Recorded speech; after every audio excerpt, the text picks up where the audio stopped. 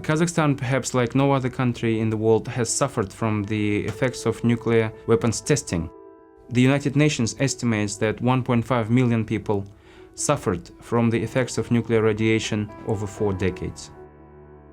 Without any hesitation, we came out as champions for nuclear disarmament and nuclear proliferation. The president of Kazakhstan took the decision to renounce nuclear weapons, to shut down the Semipalatinsk nuclear test site, and to campaign for a nuclear-free, weapons-free world.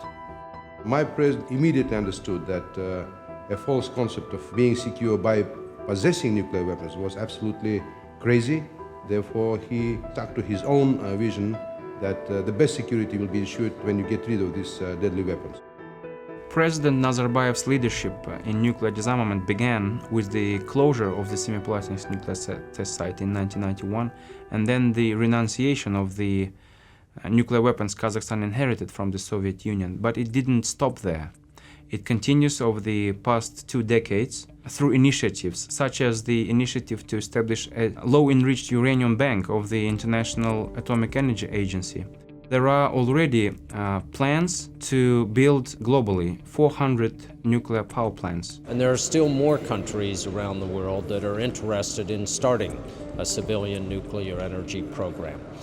Each of them wants to be sure before they start on such a program that there is an assured fuel supply, that the low-enriched uranium will be available. The enrichment capacities are famous for their dual use and the difficulty to control and to draw a line between just the peaceful use of nuclear and the military use. Some countries have said that in order to be assured that they will have that fuel supply in the future, they need to have their own enrichment capability. But if every country develops their own enrichment capability, this is going to be a very difficult world to live in, because you're going to have not one Iran that we're worried about developing nuclear weapons. We're going to have many different Irans. But to have an operation in a country such as Kazakhstan with such a strong record on nuclear issues, under the supervision of an international agency that includes virtually every country in the world and has the independence from political factors, that's what would give additional countries assurance that this fuel bank will be there if they ever need it. It gives them an international, neutral, reliable supply of low-enriched uranium for power reactors, so they don't have to develop their own enrichment capabilities that could be misused to produce the fuel for nuclear weapons. So it takes that off the table, and as a result, it makes everyone in the world safer. It's being used every day that you have countries that decide that they can rely on the marketplace and this backup to the marketplace and not develop their own enrichment capability.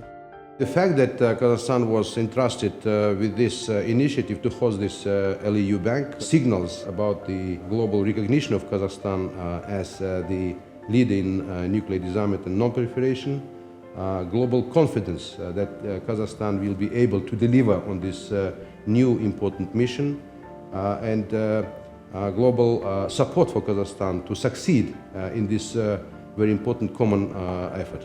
So to come back here and to now be able to participate and witness the signing of the host nation for the fuel bank, to me is a continuation of the story of Kazakhstan leadership. As I said to President Nazarbayev in a meeting a few minutes ago, you've stepped up to the plate again. You're setting an example for the world. So we're very grateful for that.